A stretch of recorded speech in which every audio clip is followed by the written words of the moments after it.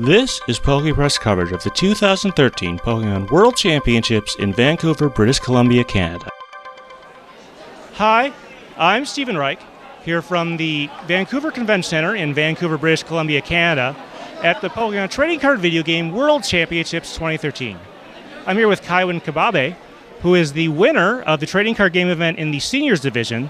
And Kaiwan, we just had a few questions. First of all, what was the deck you used for this year's tournament, and how did you go about deciding to use it? I played a Thunderous Deoxys Kyurem with one Absol tech. I won Australian National Championships with that deck, except instead I played a Lugia instead of the Absol. It was really between Blastoise and Plasma. Blastoise is a really luck-based deck, and personally, I find that if I'm going to go to the World Championships, I really want to play a deck that is consistent. It's going to set up every game.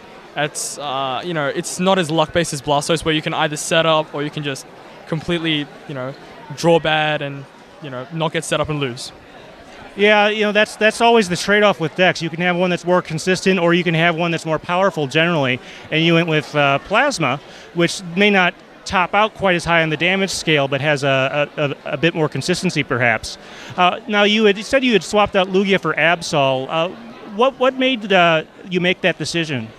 Lugia did absolutely nothing for me in Australian National Championships, and I felt that Absol had more uses just in general, especially in a lot of matchups. In the Plasma Mirror, it's unbelievable because you can start one-shotting EXs, and if you can do that, like with a non-EX Pokemon that attacks for 2 energy, that's pretty good.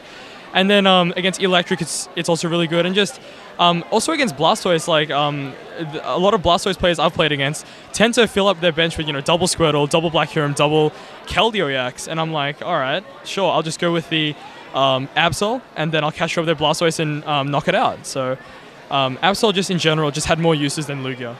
That's always a kind of a tough decision in Plasma as to which of those you use. Also in Darkrai decks, you have to kind of make that decision. It's a little different there. So speaking of Electric, in the finals, you went up against an Electric Rayquaza deck. Those are going out of the format because the Electric is going bye-bye after the rotation. But I was kind of curious, what was your first reaction when you found out you were going to go against that? Well, I was actually really, really pleased because the other deck that I could potentially have gone against was Gothitelle Excelgor, and that deck is pretty much an auto loss for Plasma if it gets set up. And I really did not want to go up against an auto loss in the finals of Worlds because basically, like, the game would either just be really one-sided for their side, or just a real big struggle on my side to take a bunch of prizes really early and try to disrupt them. The problem with the Gothitelle vs Plasma matchup, though, is that even if you get down to one prize and they get set up when you get down to one prize, they can still easily win. So yeah, so playing against Rails instead of playing against Gothitelle was a much larger relief. It was, but it's by no means an easy matchup. The first game, you had started to rush him pretty well and stop this. Yeah. But and so he actually conceded, and he wins the second one, the game. In the second game, he got set up very quickly, and so how did that come about? Well, I end early game. I had quite a nice hand. I captured up his Tynamo, and I knew if I was going to knock that out, I would be in a pretty good position. I missed the energy though, so. Unfortunately, I lasered the Tynamo, and from there he got double eel out and was able to get a turn 2 Dragon Burst for 180. And from there on, it was really difficult to come back. When he got that third eel out, I thought it was pretty much almost over. I whiffed energy again later on, and I mean, I tried to do some shenanigans with capturing up the Keldeo and lasering it, but I got tails, so I scooped that one. And then the third game, that also was pretty memorable. You had actually gotten off to a great start. You had knocked out several of his Dynamos, and so he was going to have a very difficult time getting stuff out of the discard pile. However, once it was down, you actually were about to sweep him. He had 6 prizes left. You had just 1. Just needed 1 prize to finish off the game. But the announcers brought this up, and a lot of the crowd noticed you had a way to use your Kyurem to actually win, but you somehow missed it. Did you get tunnel vision there? Did something happen, or? All right. So like my original thinking going into that situation was either Blizzard Burn, Raid and Knuckle, or Tropical Beach. My thinking there was I had to draw a catcher to catch up the eel to win the game. I must have not realized that there was 60 damage on the electric.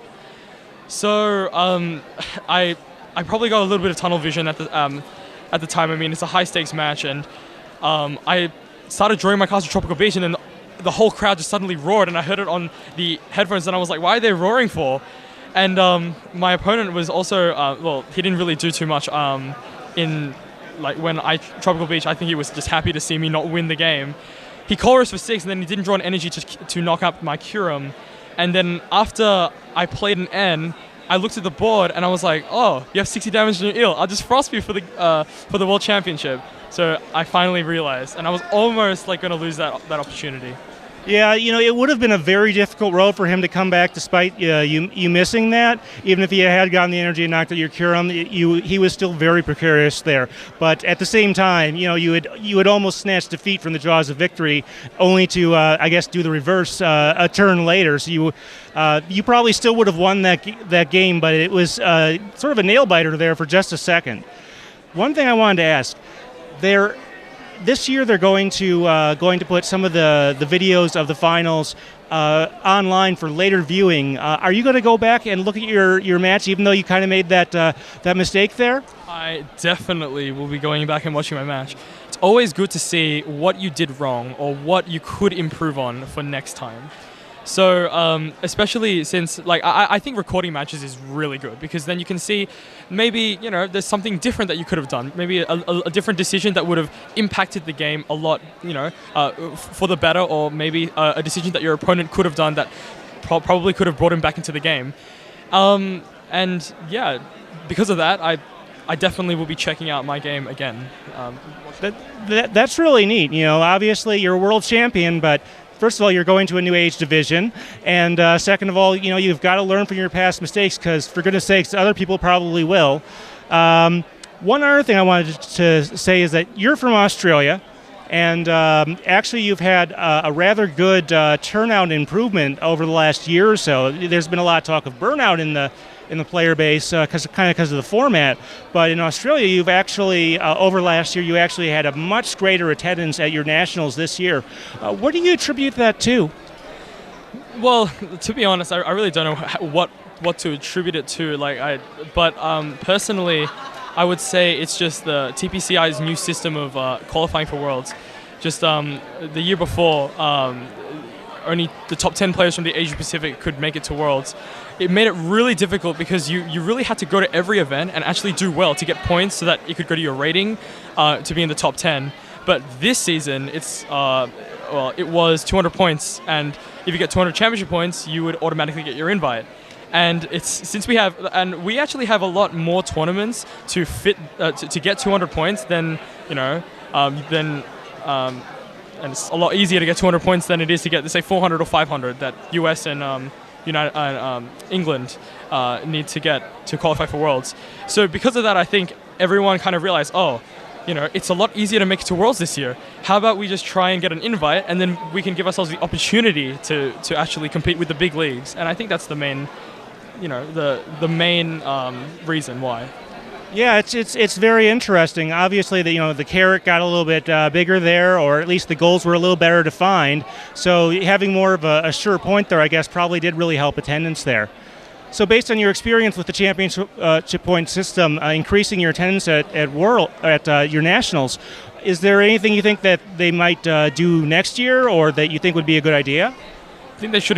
As much as I really hate to admit it, I personally think that they're going to change the system in making Australia, let's say, get 300 points to get to qualify for Worlds, because there were so many Masters division players. There's over 200 this year. That was double of what there was last season, and then same thing with seniors is 149. That's around 50 more than what was last season, and juniors was around 120 or something like that. That's also around 40 more than what was last season. So attendance has definitely increased. It's better for people because they can compete at the World Championships, but it's also a little bit worse because you're not really competing with the best of the best. It's kind of like some people can just luck their way through the whole season and just play a deck like Blastoise Keldeo that just, if you draw really well with the deck, there's almost no way that you can lose.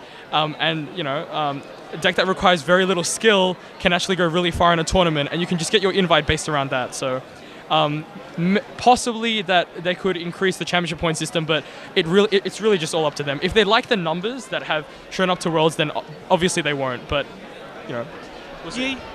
Yeah, it's always a matter of opinion, is how exclusive should Worlds be? What's the correct number? How difficult should it be? And it's always a tough balancing act, and we don't know yet what the standards are going to be for next season.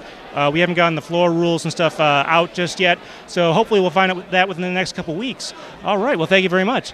This has been Stephen Reich from the Vancouver Convention Center in Vancouver, British Columbia, Canada, at the Pokemon Trading Card Video Game World Championships 2013. This has been a PokePress Special Report.